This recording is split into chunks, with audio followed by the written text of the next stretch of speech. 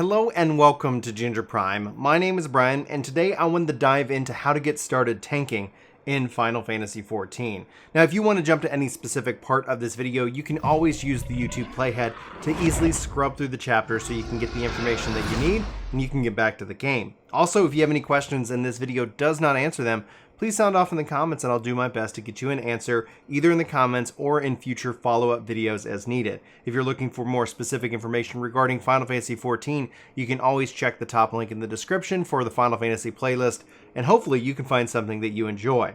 Now at the time of this recording, we're actually getting close to our goal of 50,000 subscribers, so if you haven't subscribed yet and this is the video that you feel earns that subscription, please let me know so I can thank you in the comments specifically. And as always, if you're already subscribed, you know you are a legend, a beautiful human being, and I really appreciate you. That's what you get for subscribing, free compliments in my videos. But that's it for the intro. Let's jump into the guide. Today's video is brought to you by Andrew R. Thank you, Andrew, for actually hitting that join button and supporting the channel directly. Because of Andrew's support, there's going to be no mid-roll ads on this video for everyone. So be sure to say thanks to Andrew either in the comments or just in your head. It's all good. Thank you, Andrew, for your support, and let's get started. So first and foremost, the number one issue I see when someone comes and is considering tanking in this game is that they get nervous or they have tank anxiety, and this is a very natural response. But what you should know about tanking in Final Fantasy XIV is that the vast percentage of content, like maybe 95% of the content, you're going to do just fine. So I want to break down the basics and get you started tanking in this game, because not only is it going to be good for you, it's going to be good for the game itself. If you pull up the system and you go into your duty finder, you'll notice that you can get a lot of bonuses as a tank, as a healer, and at the time of this recording, a rare DPS has emerged as the adventurer in need. If you guys saw my video about how to make money in Final Fantasy XIV, note that taking advantage of these adventure in needs is a great way to socket up a lot of materia, a lot of gil, and a lot of bonus experience. So be sure to do so, and that's one reason you might want to tank, especially with Endwalker dropping a healer and a DPS, so tanks are going to be in high demand at the start of the expansion. So first and foremost, what tank should you pick? Final Fantasy XIV has 4 tanks at the time of this recording. The Paladin, which starts off as Gladiator, the Warrior, which starts off as Marauder, the Dark Knight, which is unlocked once you get into Heavensward and it starts at level 30, and finally you have the Gunbreaker, which starts at level 60, and for Gunbreaker and Dark Knight you have to have Heavensward and Shadowbringers accordingly, and that's going to be the unlock conditions for these 4 jobs. If you're just getting started and you've never touched tanking before, I would point you in the direction of Paladin, but Warrior is still a great choice. Paladin uses the sword and shield, and Warrior uses the great axe, which just, honestly looks cool and is a lot of fun to play. There's really no wrong decision. Honestly, getting your hands on both of these jobs and getting them to level 15 to level 20 is a really good piece of advice to kind of see what feels right for you. Paladin has that typical fantasy, heavy plate armor, shield and sword vibe, while the Warrior is just beastly. It kind of has that berserker kind of mindset and mode when it comes to its playstyle.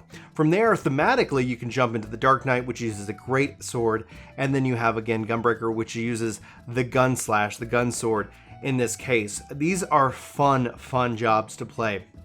But as they go, as far as it goes, there really isn't a wrong choice that I can direct you in.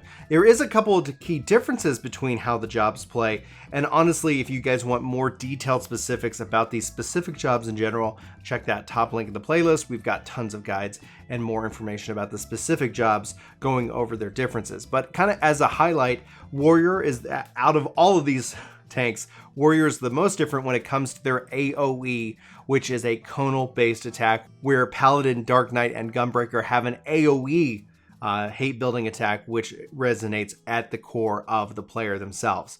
So now let's kind of dive more into the basics of tanks. Each tank actually has their own ability when it comes to tanking. So if I go here to actions and traits, Royal Guard is going to be my tank stance. All tanks have a tank stance. This means if you're using this tank stance, they're going to focus in on you and attack you. You're the tank, that's where you want the enemies to come and focus in on. Now for Gunbreaker, that's going to be called Royal Guard. You can see here, it's basically a toggle. If I, in this case, want to click it, or just kind of click it down here, there we go. Royal Guard is now turned off. The buff is removed. If I click it again, you can see here my tank UI and my buff, in this case, is turned on. This tells me Royal Guard is on. If I switch to my Paladin, that's Iron Will. Turning that on gets that buff, gets that shield right there. Warrior is Defiance, and it's still on cooldown as I'm quickly switching between these. You can see here the buff and the symbol, and then finally going back to Dark Knight in this case. Dark Knight's called Grit. You get the buff, and then you also get the little symbol here as a part of the Dark Knight. Now, from that UI perspective, just as a quick kind of aside, user macros is not what I want. User HUD, you can see here with the blood gauge, with the dark side gauge, whatever is turned on, I can actually come in here to settings and turn it off from simple mode. So if you're new to the game, it's going to be in its default mode where you have the spinning circle right here. If I just kind of show you that, you can see here this is the dark side gauge. But if you want, you can actually go into that HUD layout and switch any of these items to their simplified mode in terms of their UI. So you end up having kind of a little cleaner picture overall. It's up to you on how you want to prefer to kind of address that, but that's just something I think it's important for you to know as well. Now, as I sit here on my Dark Knight, I have Unleash, Starbolt Soul. I've got basically my AoE rotation. I've covered this in my controller guide, but as a highlight, especially when you're getting started on the job, you can see here the Dark Knight is an AoE. So this is going to get any enemies that are around you in a circle, and it's going to hit them all. With your tank stance on, there's no way the enemies are going to rip hate off you.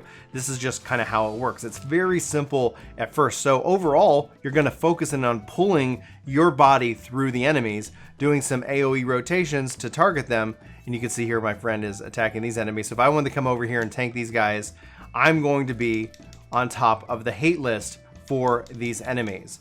And you can see here when you're tanking, as far as it goes, whenever you have the hate on the enemy specifically, you have the red item. So in this case, I've got red, and then I have yet to get on that striking dummy. So if I start to attack this enemy, I am now on the top of the hate list for that target specifically. So they're free to now attack and do what they want is best. One of the things that's really important when it comes down to managing your attacks is you don't want to be wiggling around doing all kinds of attacks and moving the enemy back and forth, because some of the DPS jobs, like if Monk, Dragoon, they have positionals. They have things that they want to hit the enemy at a certain spot. So if you're constantly moving the enemy around, it's going to be difficult for them to maximize their overall DPS. So just kind of keep that in mind when it comes down to how you're approaching your target and how you're attacking and managing that overall. So hopefully that's been some really good advice and some good tips. But again, tank stance on, AoE. As you level up, you're actually going to get an AoE rotation, which you can kind of see here that it's kind of building up and up and up. So I can kind of just cue one thing over the next and play around with it. Tanks are going to be different, but overall, that's kind of how it focuses. If I go ahead and reset my hate here real quick. I still have hate on one of these. Now, let me show you this on a warrior, for example. There we go. As a warrior, that's a conal AoE. So if I press it somewhere else, if I'm over here, it's not going to hit that back target because I'm doing that conal AoE. That's where positional really is important on the warrior. Later on, the warrior is going to get the circle AoE, but you're not going to have that right when you get started, especially on the warrior itself. Okay, so now that we have the basics in place with tank stance, from here I want to talk to you guys about basically your various cooldowns. This is going to be very important, especially as you play the game. I see a mindset, I see players come in and say, you know what, I'm really concerned. I want to sit on Rampart just in case I need it, just in case I need it. But if you look at this skill, it's got a 90-second cooldown. In a typical dungeon run, ranging from 15 minutes to 25 minutes, depending on the content, you can actually fire off a lot of Ramparts, and that's going to take off burden from your healer, allowing them to do other things.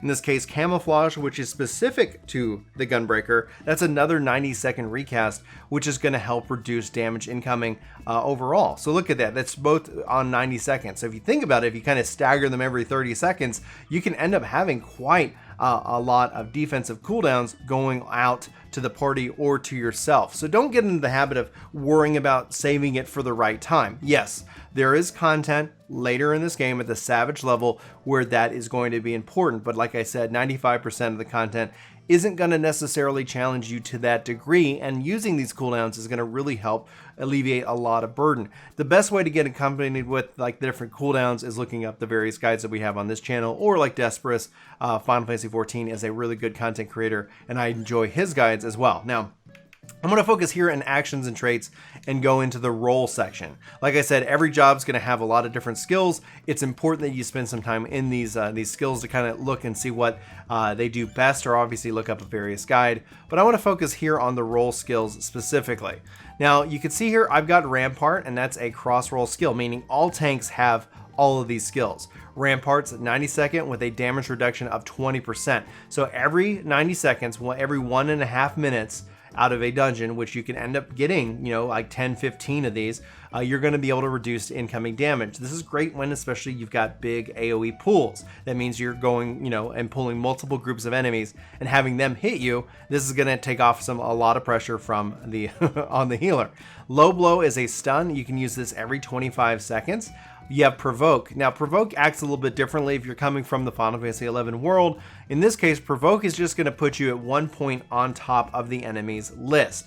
This 1 point is really important because it allows you to do tank swaps. You marry this with Shirk, and this is the ability for you to push hate onto another target. So from a tank's perspective, you could literally keep tank stance on for both of you, and the off tank can shirk off that hate every 2 minutes to the other tank as well, and y'all can manage tank swaps that way. So Provoke and Shirk are important. Interject is going to interrupt a target's action. You can use this every 30 seconds, but really what I'm focusing in on, especially when it comes to AoE pools, is Reprisal and Arm's Length. Now, Reprisal you can use every 60 seconds, and this is an AoE damage reduction to all enemies by 10%. You marry these two things together, and all of a sudden you're taking 20% less damage, and they're outputting 10% less damage. So that's just a really good mitigation in terms of big AoE pools of mobs of, you know, 5, 10, however many you want to pull that you're comfortable, you and the healer are. Arm's Length is something that I think is overlooked among many tanks, and it's really important to highlight it because I've seen people misread this. This is going to create a nullifying barrier, basically removing knockback and draw in effects. So you don't want to get pushed around the level on certain content.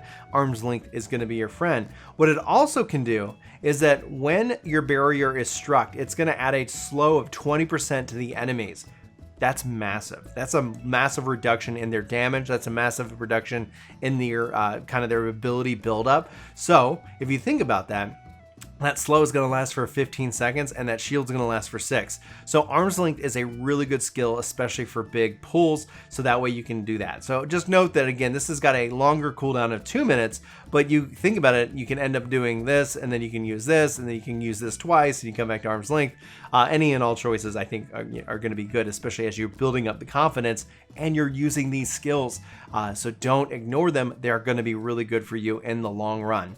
That's going to conclude today's tips and advice video. Hopefully you found something good in this video to take away, and hopefully you try tanking. Like I said, the value is clearly there. I think there's a lot of good in tanking, and we need more tanks in the game. We also need more healers, so keep it locked here as I'll be putting together a healing guide, especially as we get ready for Endwalker. But as things change in this game, if you guys are watching this sometime in the future, hello from the past. Hopefully you enjoyed today's video.